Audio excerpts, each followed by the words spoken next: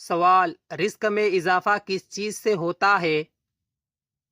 جواب: تقوی اختیار کرنے اور اللہ پر توکل کرنے سے۔ سوال: نبی صلی اللہ علیہ وسلم نے بیوی کے ساتھ حسن سلوک کے بارے میں کیا فرمایا؟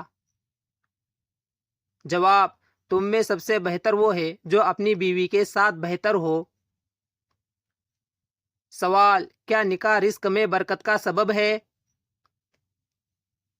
جواب: جی ہاں، نکاح پاکیزگی اور برکت کا ذریعہ ہے۔ سوال: بیوی کو خوش رکھنے سے کیا فائدہ ہوتا ہے؟ جواب: اللہ کی رحمت اور گھر میں سکون نازل ہوتا ہے۔ سوال: کیا ہم بستری عبادت شمار ہوتی ہے؟ جواب: جی ہاں، اگر نیت پاکیزہ ہو۔ سوال: شوہر اور بیوی کے تعلق کو قرآن کیا کہتا ہے؟ جواب: وہ تمہارا لباس ہے اور تم ان کا لباس ہو۔ سوال: کیا حلال کمائی سے بیوی پر خرچ کرنا عبادت ہے؟ جواب: جی ہاں، یہ صدقہ شمار ہوتا ہے۔ سوال: رزق میں تنگی کا ایک سبب کیا ہے؟